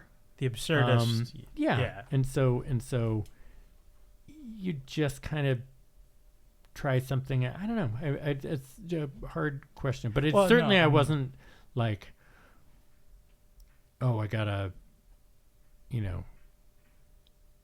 make them laugh or I'm gonna feel bad. I don't know. They're very, I don't remember them. It's not like they were ever like. I just remember they're good about letting you know, oh, you're going on the right track or whatever. But Well, I just remember like some video of them behind the scenes, and like it just feels like they're so used to a lot of the absurd things they come up with that it's hard to make them, or like I would see them chuckle a little bit when they're pitching between each other and stuff. So I was always just was wondering if they kept it straight on set and they were hard to they never broke really performing with, and like how SNL. I mean, it's weird because I think they have fun, but it was and I'm sure they laugh, but I don't remember. I certainly didn't. I don't remember that aspect of it. It was just like always really fun, and it's like, like the Forte with Will, which is one of my favorite things. I got to do with them was, you just, I don't know. You can kind of feel when you're doing it right, and when you're not, and sometimes you think you're doing it right, and then somebody comes in and it's like, no, we were thinking more as a little bit more like something like this. And it's like, oh, okay. Oh, I was way off base then. But it's, at a certain point, there would have been a time early on when I would have gone, what am I doing in this business? Mm-hmm. Oh, what, that I wouldn't, but, I don't know. You just get to a point where you believe in yourself and you're not as hard on yourself. I certainly was very hard on myself for a long time, and I still can be. When you're writing something like Last Man on Earth, and you pitch the idea of I'm going to shave half my head, like is part of you like that's really funny, but I'm gonna have to live for like a few months with no eyebrows and like a head shave. Like how's that? How do you like, or do you go maybe I give that to a different character? I don't know. Like. No, I was very excited to do that. I remember that was my own pitch, so I knew, I can't really complain because I knew I was going to do it. But it was very weird. Look, at the time, I was working so hard on that show that I barely was going any place other than just going right into the studio. But yeah, the couple times that I did have to go out was I went to my buddy's dad's funeral. What am I gonna? What am I gonna do? I prepared them and I told them, and they're also like this wonderful family that I love, the Bordens, and I think they, I think it was fun for them because it's obviously a very sad thing. Their pops has died, and he was this awesome guy, but to have this kind of fun thing to make them laugh in such a tough situation because they knew I wouldn't have come with that way unless I had to. So I think I went to a basketball game with Sudeikis. I think there are pictures out there, and I had to go to this award show, and I felt really weird because it felt like people thought that I was trying to get attention. This is you're just like this is for work. Oh my god! I ended up getting really drunk that night. And I think it was because I felt very self-conscious, but I did a little too much drinking in that Last Man on Earth phase. It just was a very isolating experience. I was just working harder than I had ever worked. I always thought SNL would be my hardest job, and Last Man on Earth was times 10 of anything. It was just like crazy. And that's a lot of episodes per season. That's when television was still asking for a lot of episodes per season. Yeah, right? and I was acting in it. I was right. We have a writing staff, and we have these amazing editors, and music department, all these different things, but I was the person deciding that. So, Yeah. Sure. all the time, I'd wake up at 6, I got to go get into hair and makeup and then start shooting the thing. And then there's a writing staff waiting for me to okay these different outlines. And then I got to, be doing the rewrites. It was just, there was never a second where, I'd be going until midnight and got to get up and do that same thing again the next morning at 6. And then on weekends, I'd go in to edit all day Saturdays. Wow. So if I wasn't editing Sunday too, I was writing, trying to get ahead of it. So the first season, I might have gone out 4 times over that 7 months. Went to a wedding. That was one. It was too much, and it was very isolating, and I really self-medicated, and it was a tough period. I was living very selfishly at the time, just survive, make myself feel good. I look back now, I don't like the person I was during that period. I know I was never a monster on set or anything. I was, but just offset. I was just not the person I want to be. I was just, doing a lot of things to survive. It was tough. So when we got canceled after season 4, I was actually very, I felt like that was a blessing. As much as I loved everything about that show and everybody, I needed it to end. Did you learn to adjust for yourself like that? I know you're on 4 seasons now, and it's is that easier to shoot? Is that a different timetable for you? Well, 4 seasons, I'm just an actor, so I get to go in. When I was doing Last Man on Earth, I never got to eat lunch with anybody. I never got, it was race into the editing bay. Sure. I mean, Sam Seig, our editor, would get really mad because I would eat with him. I'd eat while I was watching editing. So I take that back. I did eat with Sam, but I was never now you get to eat with people you're working with. Yeah. And in between takes, I can shoot the shit with people and just hang out. And I go home and I learn my lines and it's still a pretty crazy, you're working really hard. Yeah. And that's just acting. There's a lot of traveling on that show. Load on editing, writing, music stuff, doing sound mixes. It's there's 18 episodes, so there's constantly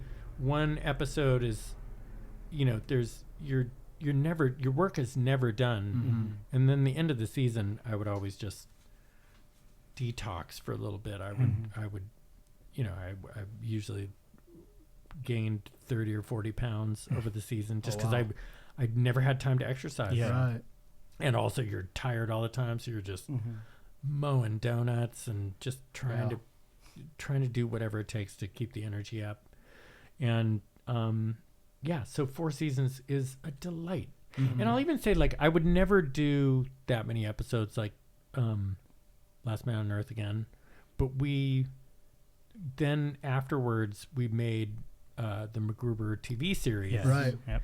And it was great because we wrote all the episodes first because it was 8, you're able to get that done. Then you shoot and you don't have to worry about all the writing, maybe a little bit of rewriting in between, but you're just concentrating on that. And then we got to edit everything afterwards. So it's very compartmentalized, but at Last Man on Earth, that just, and I was a writer before, but I was never I was kind of lower level writer, so I didn't really know everything that went into it. So I just jumped in and I was so instantly overwhelmed. But then I could have delegated it, but it just changes too much when it's other people making decisions. And I mean, it might have even been better if I did that. Would have been better for my sanity, but I started it and I'm I just got to see this through to the end, and I will learn lessons from it that I'll take moving forward. Go ahead. I was just going to ask, was there, during Last Man on Earth, was there any movies or TV roles that you had to turn down that you really wanted to be a part of, or? Man, I don't know, because I think a lot of times I wouldn't even hear about that I stuff mean, yeah, if they if you were- came to me, because my agent would say, too bad you can't Yeah. do this. I did get to do a couple things on hiatus. This great Futile and Stupid Gesture, directed by David Wayne, which is all about the guy who did the National Lampoon Yeah. Lampoon magazines, Doug Kenny. That was great. Ridiculous Six. I got to go do that. Yeah. It's another Sandler movie. Love that guy, and just creates the most fun work environment. I don't. You'd usually see if you could do something. Maybe. I got to Extraordinary, this Irish comedy, which was really fun. Oh yes, I caught that at the Lemley when that came out. I thought that was great. You were the draw, and initially I was like, Will Forte. Oh my god! And then everyone else was so good. That Irish sensibility makes me laugh so much. So, but that was about it. Were you as surprised on 4 seasons as I guess the rest of us were? They killed off Steve Carell's character. Well, spoiler alert. Yes. Yeah. We were so surprised. Like we did. When I saw it, I was nobody like, "What they ever just told do?" me that. Yeah. Like, Oh wow. Yeah. we always read 2 episodes at a time. In fact, we're having a table read tomorrow, our 5th and 6th episodes of season 3. So 2 episodes at a time. And when we got that chunk of episodes, I think all of us the next day were like, what? When we had to, I read it the night before the table read. And then I'm thinking, because I think it's the end of the 7th episode. Sorry, spoiler if people haven't watched, but hey, it's been a while. It's been a while. Yeah, exactly. And then I just thought, it will be explained in the next episode. Right. They're not going to kill Steve Carell. I thought it was like, no, there's something. I think everybody was thinking that. Yeah. And so that was a real jaw dropper, because because at that point I had met him at SNL when he hosted a couple times. But this was, I'm a real huge fan of his. So of course. Getting to go and work with him. I mean, what a cast to get to work with. Absolutely. Steve and Tina. I mean, Tina obviously Tina's is like one of the best of all times. Coleman Bingo. Yes. Yeah. And then Carrie Kinney Silver, who I had never met before, surprisingly, is so wonderful, and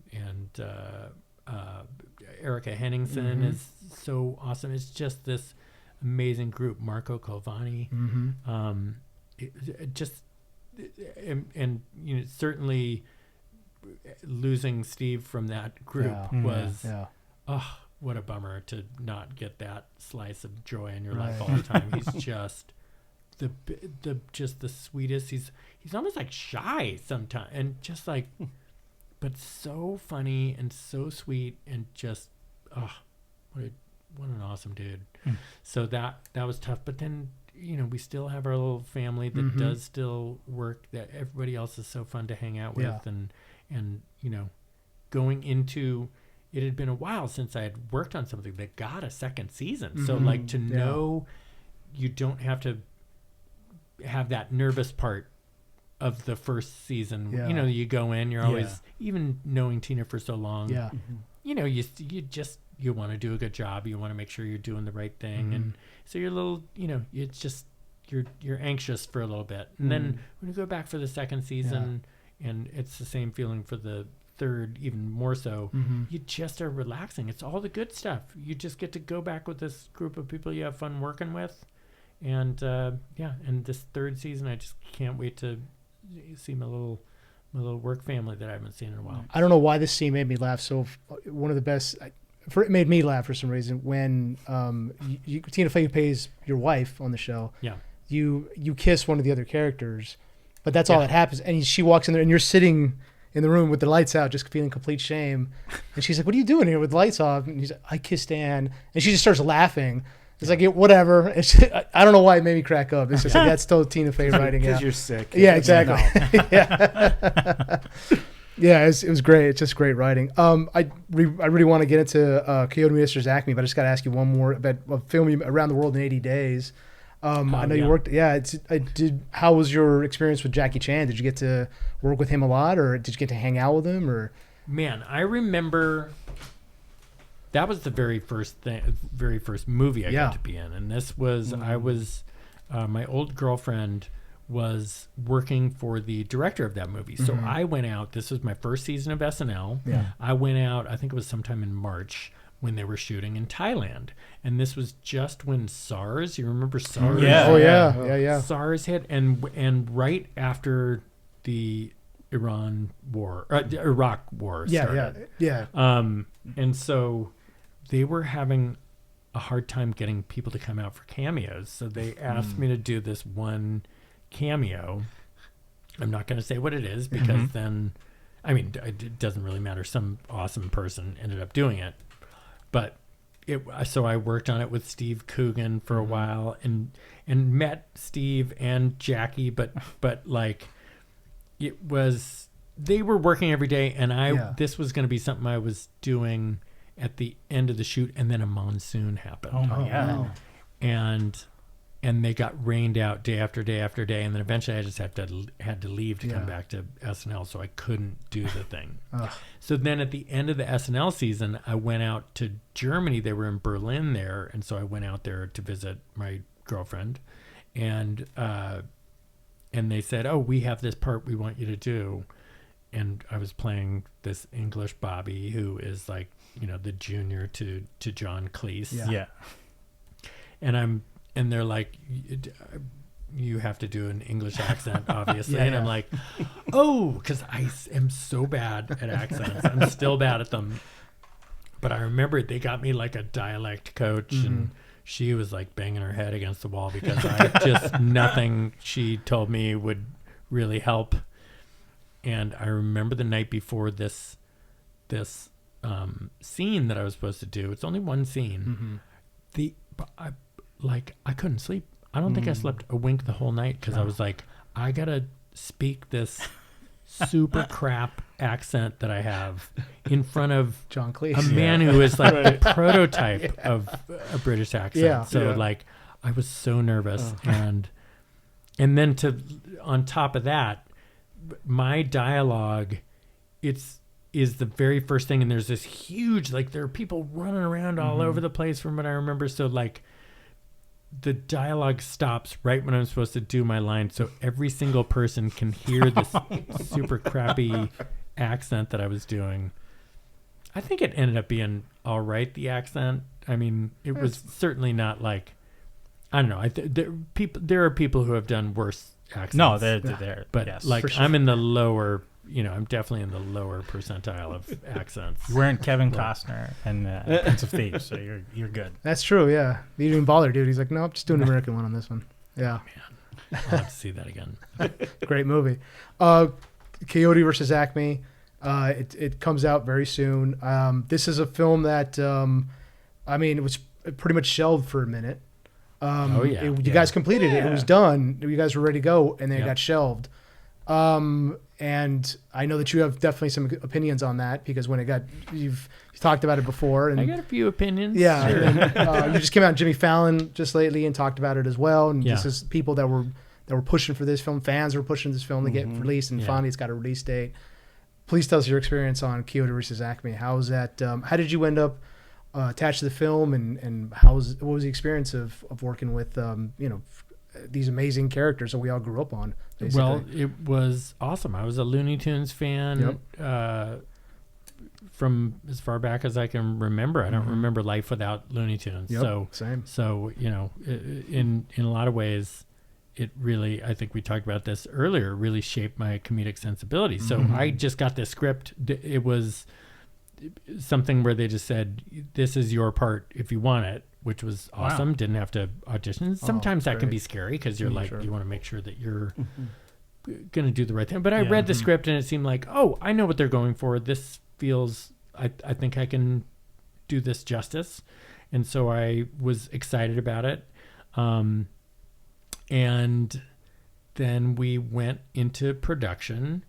And production was awesome because the script was fantastic. Yeah. This woman who was Sammy Birch, is it May December is the name? She was nominated for an Oscar for that script, and so this script was really great. And then we shoot the movie, and we felt like, oh, we really did the best version of what was on the page. Like it really felt great, and we couldn't wait for Dave Green, the director, to like get all the animation done, stuff like that. So that takes a long time. He's in London while he's doing it. So I kept checking in and even got to see him a couple times out there. And he said things were going great. They finally, like, after, it actually wasn't as long as I thought it would be with all the animation they had to do.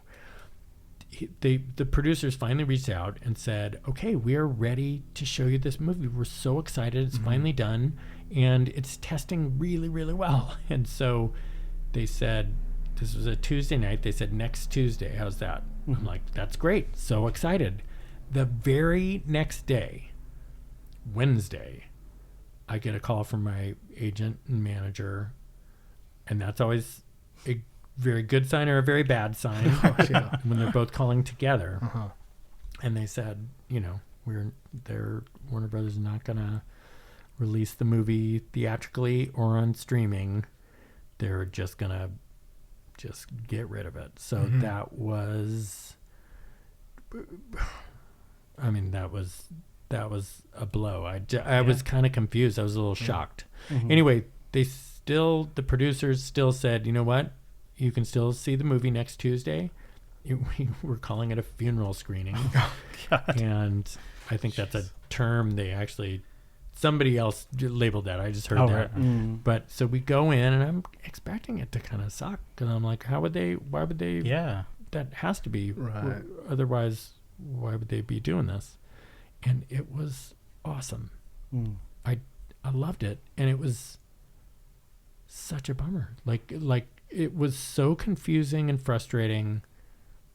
I couldn't, I was so proud of that movie. It was awesome. And I just had this feeling that it just leaves you feeling good. Yeah. It's emotional. It was so weird. And I think once Chris and Phil were there, Lord Miller, and I remember Paul Scheer was there, and there were quite a few people there, because I think by then it was a big story. Yeah. People were pretty mad at Warner Brothers for doing it. And it just was really tough. And I got pretty angry over the next couple months. But then there's nothing you can do about it. And I'm like, I gotta just stop thinking about this, or else, it's just like not good to harbor all that. Did they eventually tell you why at some point, or just no? Wow. Just like, money stuff. Yeah. In fact, the story I heard was that the head guy hadn't even seen it. I don't know if that's the case, but that's the story I was told. Sure. And I've even read it in articles, but who knows?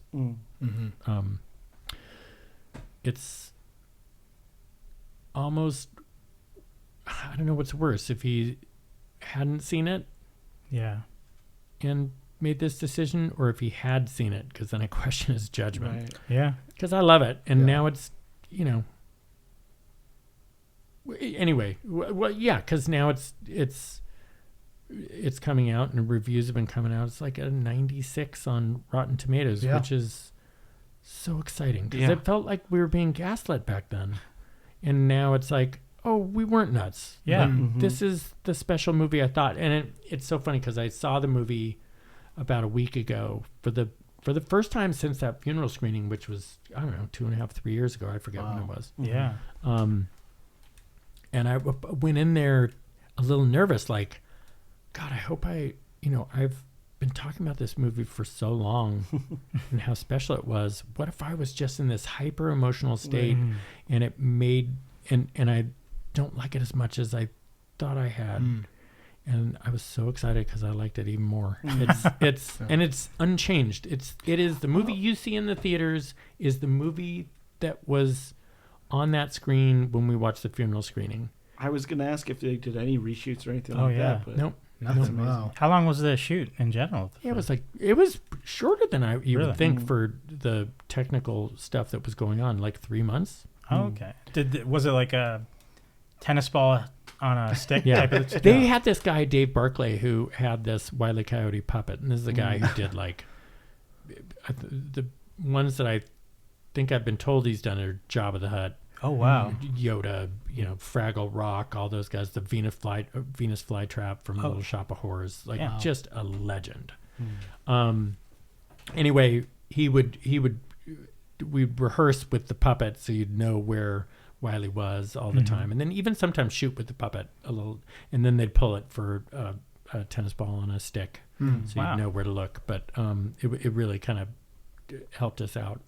Anyway, so I finally give up on this movie. Yeah. But there were a bunch of fans who just kept making noise and kept making noise, and it was, eventually I think they wore Warner Brothers down. I think they just didn't want to deal with it anymore, and they sold it to Ketchup, and it just feels like we've been waiting forever for this to come out, and it's finally here, and I'm so excited. And I'm trying. It's so rewarding to see these reviews after what was done to the movie, because it just gives you a little sense of, okay, yes, we were right to feel the way we felt. We did make a special movie, and it's it's so subjective. Sure, there are going to be people who see this and hate it, but I think there are going to be a lot of people who are going to love it. I really like it. It's a special movie, and I'm trying not to. The vindictive person in me really wants a bunch of people to see it, and for the box office to be really good, because I just want Warner Brothers to have to suck on that. But it's just such a win that people are going to get to see it. So no matter how many people, and I'm just like, it's tough to go through this. You go through the press and you're asked about it a lot, and I've been pretty honest about it. Sure. It's tough after you're asked about it over and over again. Sometimes I'll be in various emotional states. Sometimes it's like, water under the bridge, and sometimes I'll be pretty feisty about it. And it was just a tough thing. Like you work really hard on these things always. And the person I really thought about was our director, Dave. I mean, there's thousands of people who have put in so much time, but Dave, this was all he did for a while. Yeah. Like, it was years of his life. And then it was just going to go away. And there was some stuff they did that was pretty uncool to him. Yeah, I mean, I just, hate it, love it, at least that people get to see it. Yeah. The fact that it was just kind of locked away feels very, like, it's, like you're saying, like, it's just rude to everyone, all those, thousands of people that worked on it. Mm-hmm. I mean, look, and I try to look at the flip side, and I go like, I mean, they put the money in. It's a freaking business, They have the right to do this. But then the flip side of that is like, they read this script. Yeah. They're like, we're sending you off to make this. And then when you do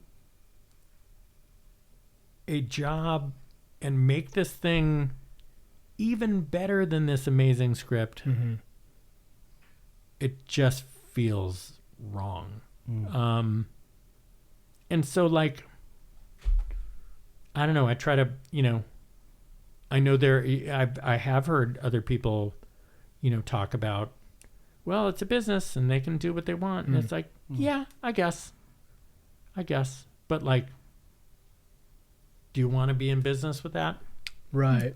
Like, what's the end? Aren't we trying to make movies here? With the art, Good movies, when you make a good movie, and it's, I don't know. But yeah, I mean, like, destroying art in general, that's just sounds wrong. So it's I would like, and now that it's coming out, I mean, for the kids who've never seen Looney Tunes before, this is going to be their first introduction. Yeah. Right. So I think that's a magical thing in its own. So keeping it alive, like, I'm surprised we've had them around this long, and I'm gracious for that. So that was the main thing, like, knowing that my kids weren't going to be able to see this. That was the toughest thing. Yeah.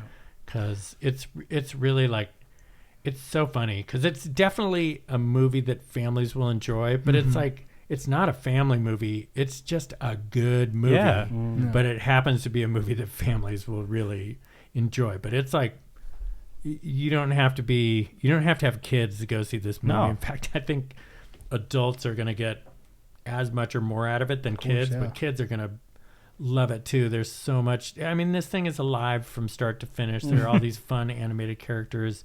Yes, does it have this intense legal showdown at the end? Yeah, but it's like Foghorn Leghorn is like one of the. It's so fun, and it's teaches a great lesson. It's just, I'm so proud of this. More than anything, there are these people who stood up for it for so long. Blind faith, hadn't seen the movie, and I'm just so excited for them to see it because I think they're gonna feel like the fight was worth it, and that, I hope they do. The movie was made with so much love and respect for Looney Tunes, so there are some pretty hardcore fans, and I just hope that they feel that love and respect that all of us had making the movie. Well, I know we had the day the Earth blew up was another film that kind of been shelved for a minute, and then Ketchup picked it up. Yep. We all went to go see it, and we were cracking up. I mean, it was I didn't so good. see it. I So feel so good. bad. Yeah. What a horrible. Thanks for picking up. Yeah, our and some of movie, the jokes are a little Ketchup. racy too. To return So, the favor, I'm not going to see your movie. Oh, We won't mention it to them. Yeah, exactly. Yeah. But yeah, it's once that film came out, and like we knew it Ketchup had released it, picked it up, released it, and we're like, man, well, this is. And then we knew that your other film had been shelved, like Coyote vs. Acme, and we're like, what are they doing? Like, this is so good. Like, why wouldn't they lean in on the Looney Tunes stuff? Because they had pulled the catalog off of HBO a couple years ago. Yeah. And that was like a big. Kind of like that was hurtful to the fans because like we all like that's our Looney Tunes. Like they're all available. The entire collection is available now, and they pull it. So it's like we were a little confused as to what they're doing exactly with Looney Tunes, and we're not. They put stuff out there and they pull it back. It's very confusing for us, for a lot of fans. So I'm glad that you went on when you were on Jimmy Fallon and you said this is what fans wanted, and they're the ones who were able to pull it back. I love that you said that, and you got really animated for it, and I was like, oh, outstanding, yeah. I mean, look, I don't want to say I'm thankful to Warner Brothers for that emotional roller coaster, but I am. I say this a lot, so sorry to repeat something I've said. No, but my mom says everything happens for a reason. Sure. And the older I get, the more I think that's the case. So, it might be because of all this stuff that's happened behind the scenes with this movie that more people are aware of the movie. So, this might even help us to a weird degree. Yeah. It's also, truthfully, we are a real underdog because For sure. Warner Brothers is massive corporation, right? And their marketing department has a massive reach, and there's so much, they have such an ability to like put stuff out there that Ketchup, who's awesome, it just is, doesn't have that reach of a big corporation. So we're a real underdog fighting to get people to see this movie, and we just don't have the marketing bucks that you would. Yeah. So we're just hoping that word of mouth will get out there. The Rotten Tomatoes reviews. There's I just came from a screening today. Yeah. There's like a bunch of 1:00 screenings around the country, and hopefully people will see what I saw that first time that I saw the movie, that it's really worth talking about and watching, and it's, so we'll see. I've not lost hope yet on something big happening for this movie. I mean, we've already gotten the win by people getting to see it, Yeah. and you just have to,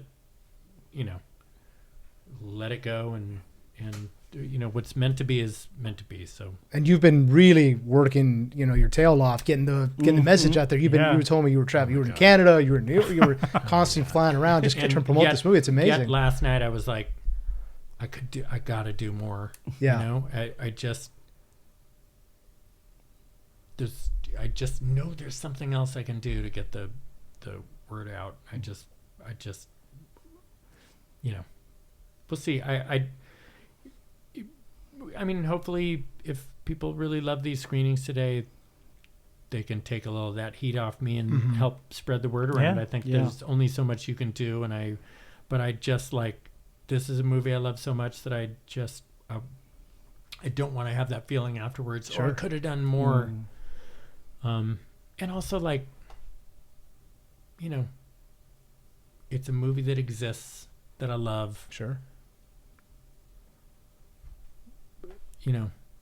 Who cares about the box office? Yeah, for sure. I mean, but I will say, there is something about the box office that I do feel like if we don't hit a certain amount, Warner Brothers will have thought that they made the right decision. Yeah. As much as they're probably like, okay, these Rotten Tomato scores are pretty good. Yeah. That's, And then after, with hopefully a great run in theaters, stuff on streaming always gets that boost of like, you're number one in the week that it comes out. So it's also like a continual potential of it growing from the theater to streaming to someone actually on someone's shelf instead of on some corporate shelf in a closet somewhere. So I hope to be able to add it to my video collection at home. So like, I think they are doing a physical good. release. That's Awesome, good. Yeah, That I is think good. I heard that from our director. Because like so many things have been taken off streaming and then they're gone. There's no, Yeah, that's so a real it's just like worry nowadays. Yeah. Like, you put something out there, will it Yeah. be there? Yeah. But yeah, I mean, and then getting movies like this, like live actors, a cartoon. Like, I mean, we're all fans of Who Framed Roger Rabbit. Yeah. That was Space kind of Jam. Space Jam. It was kind of like the spark of all this. So it's like not getting those kind of movies anymore would be a real tragedy. So, but I'm glad that they're still being made. And it's just so. I mean, when I heard about this, I was like, oh, this is going to be awesome. And let's go after Acme. Like, what the hell? I mean, they're defective products. Like, what the hell? Poor Coyote. So, but yeah, I'm glad that I'm glad it's getting a release. Thank August 28th, we'll be there. There's already 5-6 of us of our friends Yeah, group yeah. that are. All right. We bought our tickets last month, I Taking think. my kid. Yeah, there you Yep. go. Yeah, see, so Fantastic. we're How old's all. your kid? He's 8. I think this is the perfect. I think He's gonna. I'm worried I'm gonna get hit with an anvil or something at home. Yeah, I'm oh, for gonna sure, learn yeah. some You stuff, want but It's worth it. yeah. Acme worth it. also sells insurance. So, That's right. And you got a lawyer to represent you here, Yeah. apparently. So yeah. Well, he would kill me if I didn't mention that Win or Lose is one of our favorite things in our house. thank Yeah. you. He picked up a softball and a softball bat after watching it, and I mean that show is just on constantly. So thank you so much for fantastic! that. Of course. Tell him thank you for watching it. Oh yeah. Well, we were taking up 2 hours of your time. Thank you so much oh for my God, coming have we on. been 2 Yeah, hours? sorry. Yeah. We just been talking and gabbing. Sorry. Yeah, we took up 2 Good. I'll hours. tell you. Like I talked about how being doing stuff with Tim and Eric was so therapeutic. This Yeah. was also kind of therapeutic. Oh, you know? thank you. Thank you. Thank I you. went to some very real emotional places, and you guys are easy to talk to, and I definitely hope to be back here and do the podcast again. Yeah, Absolutely. that'd We'd be love to have you Yeah. back. You're we welcome do end whenever you every like. episode with a group hug. So Yeah, exactly. Yeah. And I'm sorry, like, man, because Stan and I talked about this a while ago, like, oh, let's do this. So I was like, I called just a couple days ago, and I'm like, yeah. Stan, I'm sorry I'm calling No. so late. And he's like, how about Sunday? Perfect. It Yeah. was like meant Oh to my be. gosh. So I'm sorry. I'll give you more Yeah. advance. No, it's okay. Well, I'm glad that you don't get back to me because that means you're working. So it's like, and I know right now with the state of the man, industry, I'm it's telling you, it's just. But I am every single time I see something like Wolf Forte's, I'm like, of course, that's Yeah. awesome. I love it. And there's a bunch of stuff we didn't even get to talk to. You got the yeah. Netflix Yeah. show. It's just That the Sunday animation. nights is great. Yeah, it's just every time I see it, like Wolf Forte, all right, awesome. He's save still it going for the next Yeah. one. Exactly. Save it Exactly. Round for the two. return. Round 2. I yeah. want you back on when your mom's sketch show comes on. Oh, Oh, yes, yes. for sure. Oh, yeah, we'll talk about that next yeah, time. yeah. Yeah, I'm excited to talk about that with you. But yeah, I should probably get home to make. Yeah, yeah. I Your feel wife's bad. probably. Michelle is. I have they let me have a driver because I was doing that thing at the Yeah. movie earlier, and I told her, oh, it'll probably be an hour, Yeah. Oh boy. so I better go. Oh yeah, yeah. Your wife's probably wondering where you're at too. So yeah, it was, sorry, Yeah. well, sorry My about son that. was Yeah. Oh no, it was a real pleasure doing this, you guys. No, Thank you so much for coming on. I really Absolutely. appreciate it. Thank you. Chad, you want to take us out? Yes. Thank you guys for listening to another episode of Enter the Nerdom. And if you aren't already, please subscribe, like, and all the comments and favorites and everything in between. Review. Yes. I almost forgot that. Yeah. And check out the video of this in a little bit. We'll have it on in a couple days. The audio episode will be up today. So Yes. or soon, at least. Yeah. And yes. Have a good one, guys. Thank you very much, everybody. Thank you, Will. Thanks for coming on. Thank you. Bye.